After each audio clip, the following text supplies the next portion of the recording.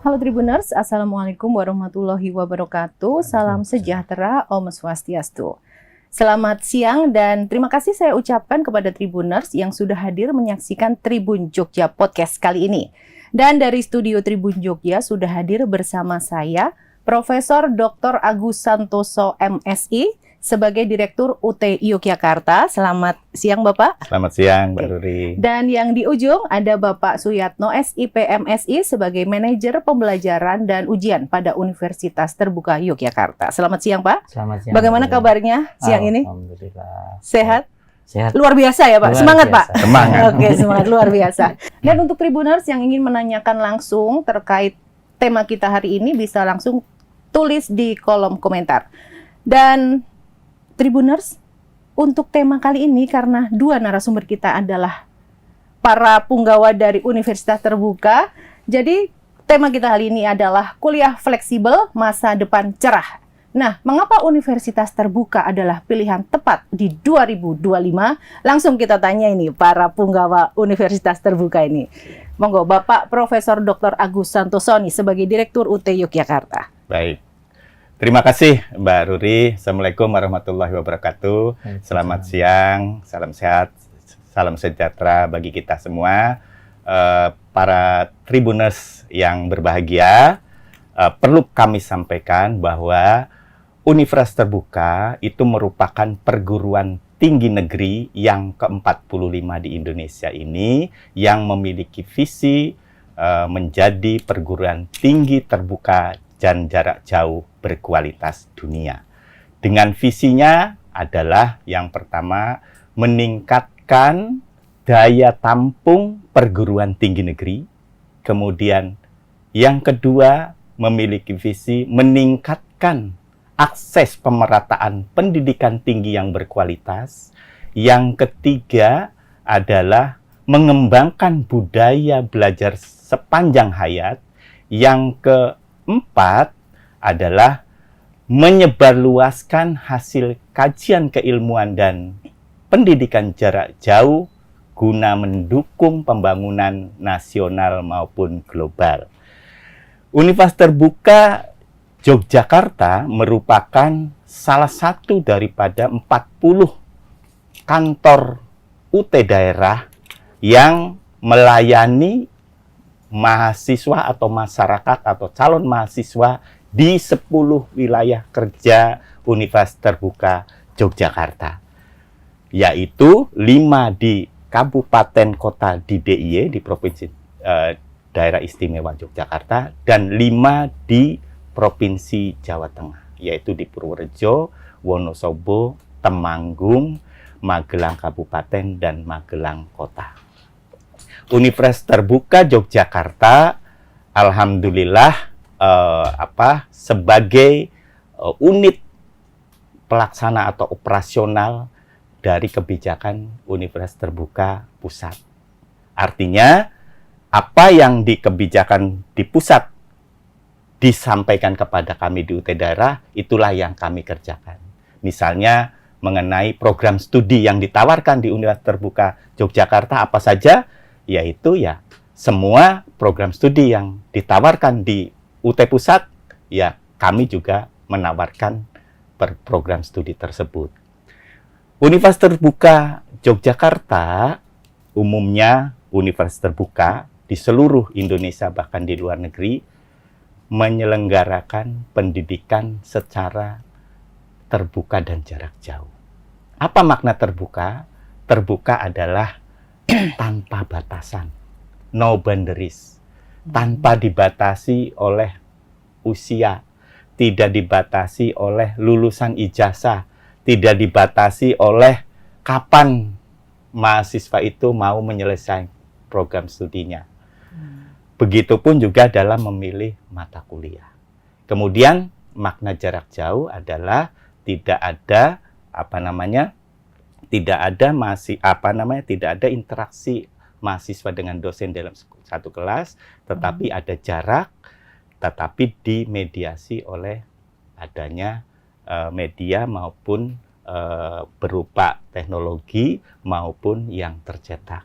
bahan ajar dalam hal ini, yaitu berupa BMP tercetak maupun BMP yang digital. Itu sepintas, Mbak. Oke, berarti ini garis besarnya UT itu pembelajarannya semuanya online atau gimana? Monggo. Nah, Mas mungkin Yata. ada Tribuners nih yang masih bertanya-tanya kan, UT itu sebenarnya gimana sih? Karena stigmanya dulu memang khusus untuk pekerja ya, karyawan. Nah, bagaimana kondisi saat ini Universitas Terbuka? Baik, terima kasih Mbak Ruri. Assalamualaikum warahmatullahi wabarakatuh. Selamat siang Tribuners. Jadi Universitas Terbuka itu, kalau tadi pertanyaannya, apakah semuanya online? Universitas Terbuka, termasuk Universitas Terbuka Yogyakarta, itu ada 3 modus cara pembelajaran. Jadi tidak harus online semuanya, tapi juga bisa online. Yang pertama adalah tatap muka. Kami juga melayani namanya tutorial tatap muka dengan persyaratan-persyaratan tertentu, jumlah tertentu. Bisa berkumpul, kita akan sediakan kelas. Kemudian yang kedua itu online. Online itu berada dimanapun Anda, gitu. Anda bisa mengikuti kegiatan pembelajaran itu, bisa diakses dalam 1 minggu untuk 1 sesi, baik siang, malam, pagi, sore, mulai dari hari Senin sampai hari Minggu itu bisa diakses untuk 1 materi. Nanti minggu berikutnya berlanjut, Kemudian ada lagi modus yang ketiga nih. Modus yang ketiga itu cukup mengumpulkan tugas mata kuliah di minggu-minggu tertentu yang kami jadwalkan. Ada 3 tugas selama 1 semester. Jadi itulah kenapa kemudian Universitas Terbuka itu bisa ramah terhadap teman-teman yang sudah bekerja. Jadi karena mau milih mana nih? Kalau nggak bisa tatap muka, bisa online. Kalau online masih dianggap agak memberatkan, ikut tugas mata kuliah saja. Nah, terkait apakah hanya khusus untuk yang bekerja, tadi sudah disebutkan angka ketika kita bincang-bincang di luar itu, bahwa kita sekarang ini sudah diminati oleh teman-teman yang fresh graduate, jadi udah ada 60% teman-teman yang usianya di bawah 24 tahun itu sudah berminat untuk kuliah di Universitas Terbuka. Jadi seperti itu Mbak, jadi bisa online, bisa offline.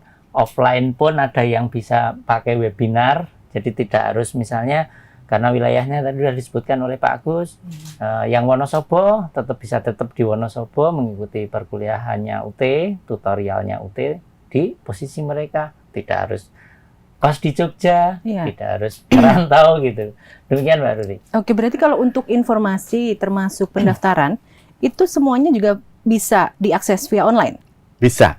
Oke, kalau kantornya di Jogja sendiri di mana Pak? Di kantornya UT Yogyakarta itu di Jalan Bantul, nomor 81, Mantri Jeron, Kota Yogyakarta. Nah, jadi memang banyak masyarakat yang berarti ini di Bantul ya, bukan. Karena kalau ke selatan, jalan itu Pemda Bantul. Tetapi secara lokasinya masih di Kecamatan Mantri Jeron, Kota Yogyakarta.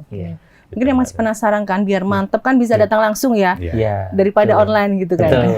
Nah, untuk persentase tadi yang sudah Pak Yatno sebutkan kan, persentase usia mahasiswa yang ternyata untuk usia 24 tahun ke bawah itu sudah 60%.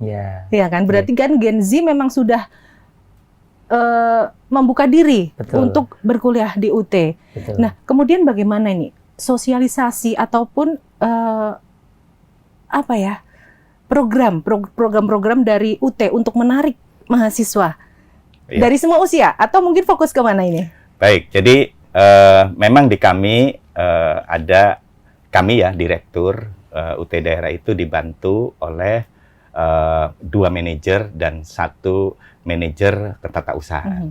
Jadi Pak Yatno ini sebagai manajer pembelajaran dan ujian, kemudian ada 1 lagi manajer registrasi dan marketing. Nah, di manajer registrasi dan marketing ini sudah dilakukan kajian-kajian, ada segmen-segmen tertentu. Oh, kalau segmen ini maka sosialisasinya seperti ini. Kalau segmennya ini, sosialinya seperti ini dan sebagainya. Begitupun cara menyampaikan dan sebagainya kami udah sesuaikan dengan itu, dan kami sudah dilatih secara terpusat di DPKS ya namanya, Direktorat DPKS itu kerjasama ya, itu kami sudah dilatih bagaimana kami menyasar segmen-segmen di setiap daerah yang tentunya beda-beda karakteristiknya. Misalnya daerah kepulauan sama daerah Jogja tentunya berbeda. Nah, gitu Mbak Ruli. Jadi kami sudah memiliki strategi terhadap segmen-segmen yang sudah kami kelompok-kelompokkan tadi. Oke, kalau dari kelompok usia-usia itu, Iya. di UT ini, kan tadi memang tidak ada batasan usia ya? Iya. Betul. Nah, itu ada nggak sih mahasiswa yang sudah sepuh gitu? Iya, Mungkin lansia ya? iya, iya. Oke. Iya, G. Atau boleh nggak misalnya daftar di usia lansia? Iya, iya, iya. Memang saya teruskan yang tadi ya.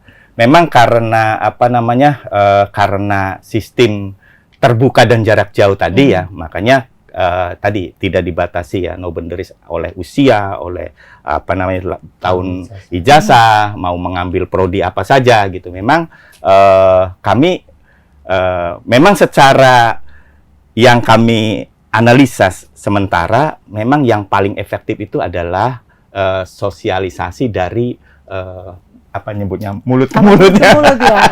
Sebenarnya keliru juga dari mulut ke telinga, getok tular lah kalau bahasa Jamnya.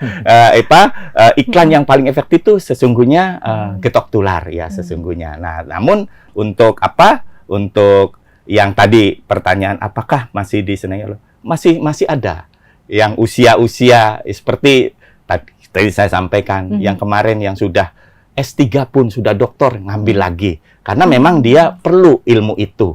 Kemudian yang bahkan sudah guru besar pun karena menginginkan ilmu tertentu ngambil lagi di universitas terbuka gitu, Mbak. Bahkan yang sudah yang sudah berkuliah di universitas yang lain pun karena mengendaki ilmu yang lain, mereka juga mendaftar lagi di kami mengambil prodi tertentu. Oke, tidak ada kata terlambat untuk belajar ya? Tidak ada. Nah, mungkin ini ada Tribuners juga yang menyaksikan, yang selama ini mungkin saja pengen belajar lagi, tapi terkendala usia, ataupun mungkin terkendala ekonomi. Nah, ini ekonomi nih. Ya, ini gimana nih? Apakah di UT itu misalnya ingin kuliah, tapi terkendala di ekonomi nih? Cari beasiswa, apakah bisa di UT? Baik. Terima kasih Mbak Ruri. Tribuners, jadi kalau mau kuliah di UT, itu SPP-nya sangat terjangkau. Ya, kami yang sistem paket itu per semester hanya 1,3 per semester, Mbak. 1.300.000.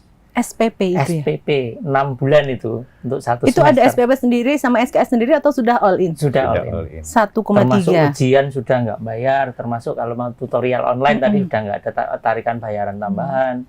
Tutorial tatap muka yang wajib sudah tidak ada tambahan bayaran. Terus TMK kalau mau ikut tidak perlu bayar lagi, udah ikut ujian nanti tinggal datang, ngerjakan tugas, ngerjakan ujian, kemudian nilai keluar sudah lulus. Oke, berarti sangat terjangkau ya. Kemudian uang masuknya bagaimana, Pak?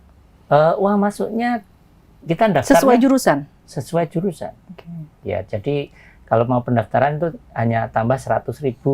Uang pendaftarannya 100.000, bayar 1,3, nanti buku udah dikirim, belajar sendiri, ikut tutorialnya online asal punya kuota pulsa gitu.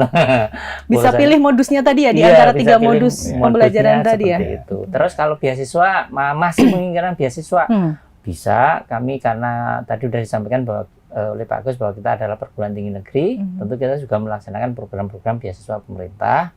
KIPKA kita punya sejumlah kelas ya, 17 beasiswa semester ini untuk yang Jogja. Kemudian selain itu juga kita ada beasiswa namanya CSR itu dari mitra-mitra kami yang memberikan beasiswa pada sejumlah mahasiswa. Tentu kalau jumlahnya keseluruhan, kalau KIPKA misalnya kemarin dapat kuota sekitar 1.000 mahasiswa, tapi kalau Jogja mungkin mendapatkan 25 atau 50 mahasiswa karena itu dibagi seluruh UT daerah di seluruh Indonesia. Berarti jadi jangan khawatir kalau rekan-rekan mau mencoba mencari beasiswa untuk kuliah di UT. Demikian juga yang lulusan UT. Lulusan UT juga bisa mencari beasiswa misalnya LPDP. Kemarin kita pernah merekomendasikan untuk lanjut ke studi S2, lulusan dari UT dapat beasiswa LPDP.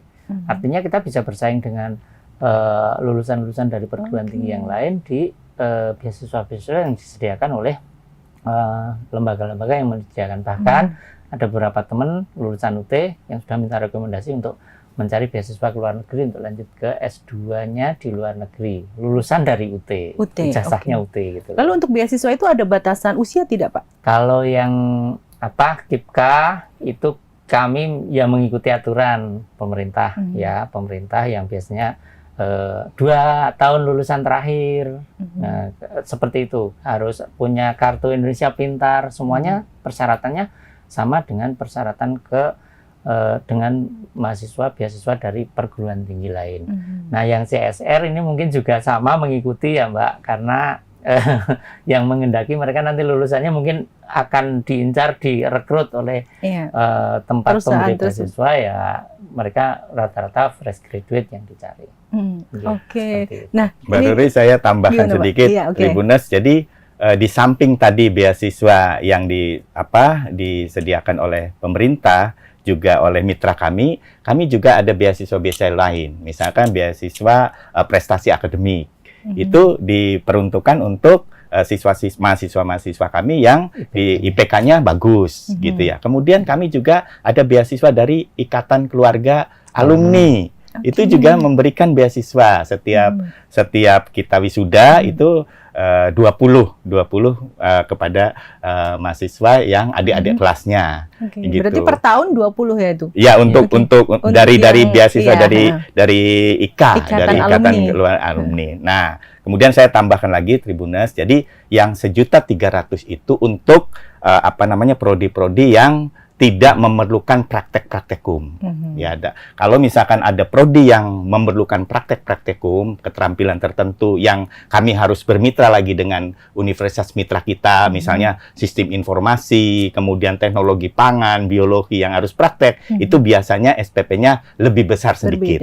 Iya, itu pertama. Kedua, kami karena jangkauan wilayahnya tadi, misalnya sampai Wonosobo dan Temanggung, Magelang, kemudian di Gunung Kidul dan sebagainya, kami sekarang itu, bukan sekarang ya, sudah lama juga, ada namanya Sentra Layanan Universitas Terbuka. Salut kita nyebutnya. Nah, masyarakat atau mahasiswa yang berada di daerah-daerah itu nggak harus datang ke kantor, tapi cukup di salut-salut yang kami tentukan situ. Gitu Mbak. Jadi tidak harus datang ke Jogja, tapi cukup dilayani oleh sentra layanan UT yang ada di setiap kabupaten. Oke. Nah, itu untuk ininya ya, untuk offline-nya ya. Nah, untuk online-nya, apalagi yang Gen Z itu kan sudah sangat-sangat media sosial. Nah, ini UT media sosialnya apa aja nih? Mungkin Tribuners pengen kepo nih. Iya. Silakan nanti kalau yang ingin memfollow ya IG-nya UT Jogja, ya ada di silakan Anda ketik aja UT Jogja gitu. Jadi nanti akan bisa mendapat informasi di sana. Dan perlu diketahui Mbak Ruri juga, kalau mau registrasi itu nggak perlu datang semuanya. Bahkan kami kalau di kantor itu ibaratnya ada yang sering nanya ya, bayarnya kami harus kemana? Bayarnya kan ke bank semuanya, nggak ada kami layanan pembayaran di kampus. Terus kemudian ketika mereka mau daftar, tinggal langsung membuat akun di situ, kemudian diisi, proses, kemudian bayar di bank, atau kalau mereka punya Tribuners punya e-banking, udah lewat e-banking aja, bayar, kemudian setelah pembayaran selesai, pendaftaran, langsung registrasi. Registrasinya juga di gadget masing-masing, di HP masing-masing, nggak harus kemana-mana, jadi tidak harus meninggalkan tempat kerja, tidak harus pergi ke kantor ke UT Jogja, bahkan mereka bisa di situ. Nah, itu bisa juga dibantu tadi oleh sentra-sentra layanan yang menjadi dalam istilahnya agen-agen kami di setiap kabupaten ada. Jadi kan Gen Z juga senangnya nongkrong-nongkrong, ketemuan. Nah, di salut masing-masing itu mereka akan ketemu. Di kabupaten yang Wonosobo, Purworejo, Bantul, yang di Sleman juga ngumpul di Sleman. Tapi kalau mau ada yang datang ke kantor, ya oke, kami siap melayani. Di sana juga kami siapkan front desk yang sudah siap melayani di kantor kami. Demikian. Oke, nah ini tadi tentang itunya ya, pembelajarannya ya, dan sistem modusnya. Nah, untuk jurusannya Pak, UT ini sebenarnya ada jurusan apa aja sih? Dan yang menjadi unggulan itu jurusan apa? Yeah. Jadi prodi kami, untuk jenjang S1 itu ada 38 program studi, Mbak Ruri ya. Jadi Tribuners yang paling favorit itu atau yang banyak digemari itu oleh mahasiswa itu yaitu manajemen. Ya. Untuk UT Jogja ya. Iya. Mungkin kalau untuk UT daerah yang lain mungkin yang lain beda-beda, gitu ya, ya. beda-beda. Sama ilmu hukum kalau di Fakultas Hukum Ilmu ilmu hukum sama ilmu komunikasi yang paling banyak digemari. Kalau di Fakultas Ekonomi dan Bisnis, manajemen sama akuntansi. Nah, kalau di Fakultas Sains dan Teknologi itu sistem informasi dan agribisnis. Gitu. Kalau di Fakultas Keguruan dan Ilmu Pendidikan, PGSD maupun PG PAUD. Pendidikan guru untuk sekolah dasar maupun pendidikan anak usia dini. Itu Mbak Ruri. Jadi, nah kemudian kalau untuk S2-nya kami punya 7 program magister diantaranya magister pendidikan dasar, magister PAUD, magister manajemen, magister administrasi, dan ada 7. Kemudian kami juga ada program doktoral. Jadi kami ada 2 program studi yaitu doktor ilmu manajemen dan doktor administrasi publik. Dan sudah meluluskan juga doktor. Nah itu dia, ini mungkin ini Tribuners juga banyak yang baru tahu. UT ternyata punya program doktor ya. Iya. Oke. Betul. Dan ini saya jadi tertarik betul. Tapi Dan dari modus yang tadi, yang terakhir tadi Pak, yang ketiga Pak. Boleh. Cuma datang uji ngumpul tugas aja. Boleh. Boleh Mbak Ruri. Ya, jadi dari 38 program studi S1 itu alhamdulillah kami juga diakses oleh Badan Akreditasi Nasional. Sudah ada beberapa yang A, hampir separuhnya sudah A di akreditasinya. Bahkan ada yang sudah unggul. Nah itu untuk seluruh program studi itu apakah sudah terpenuhi? Ada target nggak sih Pak untuk Jogja sendiri?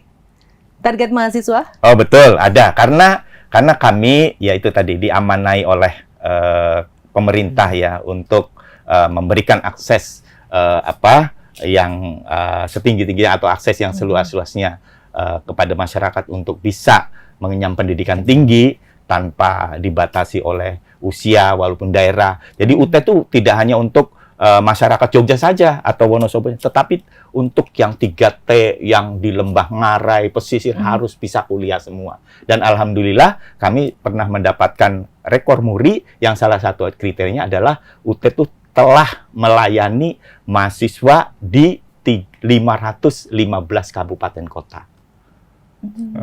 Di antaranya rekor muri itu. Kemudian yang kedua adalah lulusan terbanyak. Yang ketiga adalah mahasiswa terbanyak di Indonesia. Untuk kendala internet segala macam, apakah bagaimana ada kerjasama dengan pihak terkait? Memang betul. Terima kasih Mbak Ruri. Tribuners, memang kita masih ada perbedaan ya antara di wilayah-wilayah Indonesia itu ya. Oleh karena itu kami UT memberikan variasi layanan yang sesuai dengan, misalnya di Papua, kita ambil contoh Papua, kita nggak mungkin melaksanakan ujian online di sana. Kita adakan effort kita tambah untuk membawa naskah ujian ke sana untuk ujian melalui paper and pencil test. Oke, berarti sistem jemput bola ya. Betul. Tetapi kalau wilayah Jawa, alhamdulillah lah ya masih ini. Tetapi untuk daerah-daerah tertentu yang ada blank spot dan sebagainya, itu kita adakan layanan seperti itu. Jadi kita harus punya layanan yang bervariasi untuk melayani mahasiswa kita agar bisa belajar dan kemampuannya ketika lulus sarjana sama di Jawa, di Sumatera, di Papua sana harus sama. Misalnya sarjana manajemen ya di Aceh, di Jawa, di ini harus sama kompetensinya. Gitu. Lalu untuk mahasiswa yang setelah lulus nih, UT memberikan jaminan apa sih? Apakah pasti bekerja ataukah menjadi praktisi atau akademisi? Kebanyakan nih. Terima kasih Mbak Ruri, Tribuners. Jadi kalau lulusan UT itu ya, kalau kami sih tadi udah disampaikan sebagian besar memang teman-teman udah bekerja. Jadi ketika kita tanya mereka kenapa masuk UT, karena saya jenjang karir Pak. Itu artinya dia akan syarat seperti yang terakhir ini semester ini kita, mohon maaf boleh menyebut ya. Ya, monggo silakan.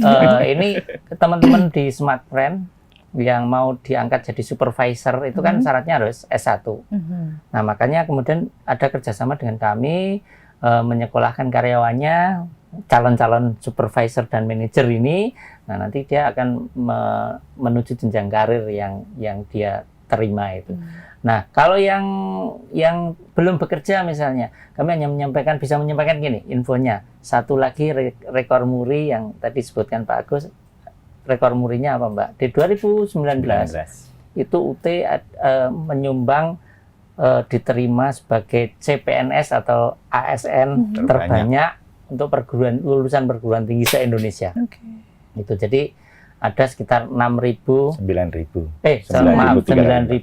lulusan di tahun 2000. Iya, itu CPNS. diterima sebagai CPNS. Terus tentu kalau yang selain itu ya nanti seleksinya yang akan menentukan. Tetapi Pak Gus sering menyampaikan bahwa kemandirian belajar di UT itu akan mendorong teman-teman itu siap bersaing di dunia kerja. Karena kan penelitian juga pernah menyampaikan bahwa lembaga-lembaga pengguna lulusan UT itu ternyata merasa bahwa lulusan UT itu lebih mandiri dalam bekerja karena belajarnya dulu mandiri. Iya, lebih kreatif ya jelas. Yang kedua itu lebih punya inisiatif dan kreativitas yang tinggi. Tahan banting juga. Tahan banting gitu loh. Karena mau nggak mau cari belajar sendiri. Belajar sendiri. Karena nggak ada jadwal kuliah, mereka harus bikin jadwal sendiri, merencanakan belajar sendiri. Oke, berarti jadwal kuliah itu bebas ya, kita yang tentukan. Ya, atau berdasarkan modul itu tadi waktu di awal semester. Ya, jadi kita hanya memberi rentang kalau tutorial online. Nanti akan dimulai mulai tanggal 14 April. Akan selesai sampai Juni. Ya, rentang 2 bulan. Nah, setiap minggu itu Mbak Ruri kalau jadi mahasiswanya UT tergantung senggang waktunya kapan mau mengakses dalam 1 minggu itu untuk satu materi, satu perkuliahan lah gitu. Sempatnya hari Senin ya Senin. Minggu depan untuk materi yang kedua sempatnya hari Selasa ya bukannya Selasa. Kemarin minggu lalu sempatnya pagi, besok kemudian teman-teman ini banyak yang kerjanya shift kan. Nah, yang shiftnya malam dia akan tutorialnya siang. Yang shiftnya siang dia akan tutorialnya malam. Itu yang tutorial online, bayangkan seperti itu. Sangat fleksibel. Iya. Terus yang tugas yang Mbak Ruri minat tadi 1 minggu juga. Jadi kasih tugas, ini soalnya diunduh hari Senin, soalnya udah tahu toh, dikerjakan setiap hari ngerjakan 1 nomor, 2 nomor, 3 nomor, 4 nomor, baru selesai 4 hari kan. Nah, baru setelah 4 hari diupload. Selesai gitu. Nah, itu tergantung teman-teman jadwalnya mau kapan gitu loh. Dan akses internetnya terserah, monggo mau di rumah, nebeng di kantor misalnya kalau bekerja kan bisa dikerjakan di situ. Sangat menarik ini ya. Saya nambah ini. Ini karena sambil meluruskan juga. Jadi ada fenomena yang sering saya dengar bahwa kuliah di UT tuh hanya 2 bulan. Nah, ini perlu kami luruskan. Per semesternya ya? Iya, perlu kami luruskan. Yang namanya 2 bulan itu bantuan belajarnya. Untuk mahasiswa kami yang sudah registrasi itu atau yang sudah menjadi mahasiswa, itu bantuan belajarnya selama 2 bulan. Selebihnya yang namanya 1 semester kan masa belajarnya 5 atau 4 bulan kan. Nah, selebihnya itu untuk apa? Untuk belajar mandiri. Nah, banyak juga pertanyaan, Pak Agus, kalau misalkan belajar di UT itu mulainya kapan? Mulai kuliahnya kapan? Nah, mulai kuliahnya mahasiswa UT itu setelah modulnya diterimakan oleh mahasiswa, pada saat itulah perkuliahan di Universitas Terbuka sudah dimulai. Jadi yang kemarin sekarang kan bulan Februari nih, ujian kan nanti bulan Juni. Nah, sekarang nih mereka sudah harus belajar mandiri. Nanti 14 April yang tadi Pak Suyatna sampaikan itu bantuan belajarnya. Ketika belajar mandiri ada kesulitan, pada saat bantuan belajar yang 2 bulan itu, yang 8 minggu itu, disitulah mahasiswa tanyakan kepada Bapak Ibu dosennya. Jadi yang namanya 1 semester masa belajarnya tetap 5 bulan. Tetapi yang 2 bulan itu adalah bantuan belajar ketika mahasiswa kesulitan dalam belajar mandiri. Nah, ini yang sering belum paham mahasiswa itu belajar di UT hanya 2 bulan. Nah, kami perlu tegaskan ini bahwa itu keliru. 2 bulan itu bantuan belajarnya. Tetapi belajar mandirinya ya 3 bulan. Itu. Nah ini yang berminat nih, Tribuners yang berminat ini masih bisa daftar nggak ya untuk tahun ini? Atau kapan nih Enggak. pembukaannya? Kalau kami setiap 1 tahun tuh buka 2 kali.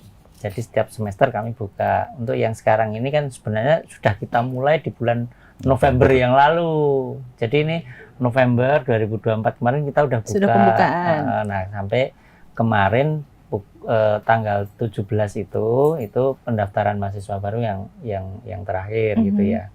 Tapi nanti kan ini prosesnya yang mahasiswa lama masih ada registrasi juga sampai tanggal akhir Februari ini ya. Dan nanti pembayaran kuliahnya baru tutup nanti tanggal 5 Maret. Seperti itu. Nah, nanti kalau Tribuners misalnya pengen daftar ya semester depan kami menerima lagi. Kapan bulan apa itu Pak? Biar nggak ketinggalan lagi mungkin. Ya. Begitu kami ujian kami tadi disebutkan Juni ya. Jadi bulan Juni itu juga kami sudah mulai membuka pendaftaran lagi. Jadi ini udah bulan Februari, Maret, April, Mei, Juni tinggal 4 bulan lagi sudah bisa buka lagi untuk semester depan. Nah, ini Tribuners siap-siap nih yang mungkin lulus SMA atau SMK ya. Yang kalau SMK itu kan biasanya kan memang tujuannya ingin bekerja. Nah, mungkin teman-teman SMK yang pengen bekerja sambil kuliah, UT solusinya ini. Betul. Karena kami silakan kalau kan kalian ke SMK, kalian pengen kerja dulu lah. Nah, mungkin 6 bulan. Nah, nanti udah bisa tahu gajinya berapa. Ya, karena menabung dan sangat terjangkau di UT. Karena ini banyak teman-teman yang bekerja itu gaji 1 bulan itu bisa buat bayar SPP 1 semesternya UT. Gitu. Jadi sangat terjangkau ya. Di bawah UMR tadi Mas Danang ya. Kita SPP-nya di bawah UMR gitu. 1,3 itu tadi ya. Itu tiap tahun naik apa enggak, Pak? Pak Agus nanti takutnya nanti 2 tahun lagi ya, ternyata nanti 2 tahun lagi naik gitu. Karena kami diamanai itu dan visi kami adalah memberikan daya tampung, meningkatkan daya tampung perguruan tinggi negeri, kemudian meningkatkan pemerataan akses pendidikan tinggi yang berkualitas. Kami itu sudah hampir sudah 10 tahunan ini barangkali mengajukan untuk naikkan UKT SPP itu nggak pernah dikabulkan. Karena apa? Karena tadi misi kami ada misi dari amanah dari pemerintah itu adalah harus bisa seluruh masyarakat Indonesia yang sudah memasuki perguruan tinggi harus bisa kuliah di UT. Oke, berarti 10 tahun terakhir ini UKT tetap di masih 1.300.000. Sekali lagi itu untuk mata kuliah yang tidak memerlukan kompetensi praktek dan sebagainya. Tapi kalau yang tadi sistem informasi, teknologi pangan, perencanaan wilayah kota itu kan penuh praktek dan kami bermitra dengan perguruan tinggi mitra di kami itu biasanya ada perbedaan harga. 400.000. Jadi itu Mbak Ruri, UT itu negeri, kefleksibelannya tadi seperti itu ya. Jadi dan affordable lah, masih terjangkau ya. Dengan biaya UKT yang belum pernah naik itu. Oke. Berarti satu kata untuk UT ini menurut saya itu fleksibel. Ya, kan? betul. Makanya tagline yang terakhir tuh gimana? Kuliah sesuai dengan gayamu. Oke, gitu ya. Sesuai gayamu. Gitu ya. Tadi kan Mbak udah memilih gaya tadi Mbak Ruli. Saya mau pilih, kelihatannya saya minat ke UT, mau tugas mata kuliah saja. Belum lagi ujiannya Mbak. Ujiannya kita juga ada 3 modus juga. Oh, ujiannya juga ada 3 pilihan. Iya, tetap muka, online dan ujian di rumah. Take home exam. Yang online ini banyak teman-teman kita yang Jogja, Tribuners ini di mahasiswa UT Jogja, ada yang di Jepang. Dia ujian ya dari Jepang, kita namanya ujian proctoring gitu loh. Jadi dari sana dia pakai perangkat, kita awasi dari sini. Oke, di Jepang bekerja gitu ya, cari uang, sekolahnya lihat UT. Jadi sambil menyelam minum air. Betul, dulu daftar dulu jadi mahasiswa UT, terus ternyata dia seleksi kerja di Jepang keterima, udah. Oh bisa. Lanjut aja, nggak usah berhenti kuliahnya, lanjut aja di sana. Kemudian kita ujian bisa kita pantau dari sini. Bayar SPP-nya kan dari sana pakai itu online gitu. Alhamdulillah sudah ada 6.000 yang mahasiswa yang di luar negeri. Itu masyarakat kita TKW-TKI yang sedang mencari nafkah di luar negeri sambil meningkatkan ilmu pengetahuannya di kita. gitu Mbak Ruri. Gitu. Nah kalau terkait SPP itu ini kan memang banyak ya kemarin isu yang sangat ini di Jogja itu kan mahasiswa yang terkendala biaya ataupun sedang skripsi dan akhirnya memilih untuk jalan yang kurang benar ya. Nah itu gimana itu? Kalau di UT misalnya, aduh saya lagi nggak pengen off gitu bisa juga? Cuti maksudnya? Iya. Atau ada maksimalnya? Enggak. Jadi kalau di UT mau cuti ya tinggal nggak bayar SPP saja. Oh gitu. Nanti kalau seketika ingin masuk, melanjutkan, lapor saja, udah. Oh, nggak ada misalnya harus 4 semester Enggak. off-nya gitu? Enggak harus. Jadi berhentinya. Yang penting NIM-nya masih hafal. Oh gitu. Pemerintah mahasiswanya masih hafal. Apa itu nama-nama Iya. jadi mahasiswa? Jadi kemarin juga baru ada yang WA kami, Pak, saya mau cuti nih, gimana caranya? Ya nggak bayar Nggak aja. usah bayar. Oke. Sampai tutup pembayaran dia nggak bayar, dia cuti. Oke. Nah, nanti kalau mau ini dibuka lagi akunnya tadi dibuka lagi, daftar lagi. Kalau baru 1 semester barangkali tidak perlu pengaktifan ya. Kalau misalnya lebih lama mungkin perlu ngabari ke kami, mohon diaktifkan lagi, dilaporkan untuk Bisa, diaktifkan ya. lagi. Oke. Mbak Ruri, Luar Tribuners yang berbahagia, saya perlu menjelaskan ini. Jadi fleksibel yang lain itu adalah mahasiswa tuh boleh mengambil ketengan dalam 1 semester itu. Ngecer gitu ya? Ngecer, Pak? gitu. Jadi ada yang kita nyebutnya skema layanan SIPAS, sistem paket semester, yang sudah ditentukan oleh jurusan, oleh program studi, oleh fakultas. Ada juga misalnya mau non SIPAS. Mereka mahasiswa mau milih sendiri mata kuliah itu. Boleh 1 semester tuh dia memilih hanya 3 mata kuliah saja, boleh. Oh, tapi SPP-nya tetap sama tadi ya? Tidak. Oh, berbeda. Tidak per SKS. Oke. Jadi 1 SKS itu 35.000 atau 38.000. Taruhlah 35.000. Jadi kalau misalkan 1 mata kuliah dia mau registrasi semester ini bobotnya 3 SKS, berarti kan cuma 105. Tambah modulnya misalnya bukunya berapa 100.000, berarti 250.000 dia sudah jadi mahasiswa. Oh, bisa. Tetapi ya. kan lulusnya lama. Iya. Betul. Karena Itu konsepnya. itu tadi. Makanya fleksibel yang lain itu seperti itu. Oke. Fleksibel yang lain boleh numpang ujian. Jadi misalnya tenaga kerja Indonesia yang bekerja di Jepang. Pada saat ujian bulan Juni, dia lagi ngunjungi orang tuanya di Bantul misalnya. Nah, mereka ikut numpang ujian di Jogja. Offline gitu ya? Bisa? Iya, offline bisa. Tetapi ada waktunya. Iya. 10 hari sebelum ujian tuh harus lapor. Begitupun juga dari Jogja, dari wilayah Jogja, mahasiswa wilayah Jogja, misalnya pas ujian lagi ditugaskan pimpinannya ke Hong Kong, ke Abu Dhabi, ke Yunani, monggo. Kami layani. Kami punya 50 negara yang ada mahasiswa UT-nya. Gitu. Luar biasa. Jadi fleksibel yang lain. Jadi Iya. SPP yang sudah dibayarkan tidak hilang.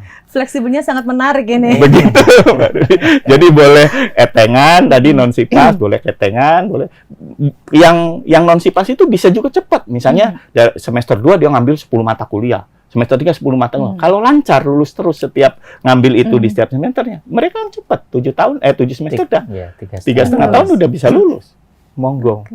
Dipersilahkan mahasiswa itu memilih skema seperti apa gitu Mbak Ruri. Iya, memang fleksibel, terbuka dan jarak jauh itu tadi ya, sesuai tagline-nya ya. Oke. Baik, ini sebelum saya akhiri silahkan. Ada pesan mungkin untuk Tribuners tentang Universitas Terbuka khususnya Yogyakarta. Oke. Saya satu lagi masih terkaitnya. Jadi kami Universitas Terbuka itu kan negeri.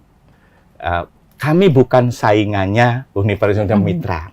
Universitas Negeri Jogja, UGM, kami bermitra, Mbak Ruri. Jadi kami itu setiap semester itu dibantu oleh mereka oleh dosen-dosen dari UGM, dari Universitas Muhammadiyah, Ahmad Dahlan. Untuk apa? Untuk menjadi tutor kami, untuk mengoreksi ujian kami, gitu. Jadi bukan saingan mereka, sekali lagi. Jadi kami bermitra dan mereka itu membantu kami karena kami sesama plat merah. Oke, iya. Yang ditugasi oleh diamanai oleh pemerintah seperti itu. Gitu Mbak Ruri. Monggo. Baik, mungkin Pak Yatno. Baik, Tribuners, bagi yang belum bekerja, bagi yang sudah bekerja, mari silakan kalau ingin kuliah negeri terbuka jarak jauh, silakan bergabung dengan Universitas Terbuka Yogyakarta untuk masa depan Anda yang lebih cerah. Oke. Seperti itu. Baik. Baik dari saya tadi ya Silahkan jangan ragu untuk memilih Universitas Terbuka sebagai tempat pendidikan tinggi panjenengan semua para Tribuners yang mengendaki meningkatkan kompetensi. UT lah yang yang sudah disampaikan, fleksibel, negeri, ya affordable, biayanya terjangkau, dan insya Allah panjenengan lulus UT dengan kualitas yang sama dengan perguruan tinggi yang lain, negeri yang lain. Terima kasih. Baik, terima kasih banyak Pak Yatno, Bapak Agus untuk segala penjelasannya tentang Universitas Terbuka yang dari benar-benar nol nih pengetahuan kita tentang UT, sekarang jadi terbuka, sangat terbuka ini. Sangat terbuka dan menjadi minat.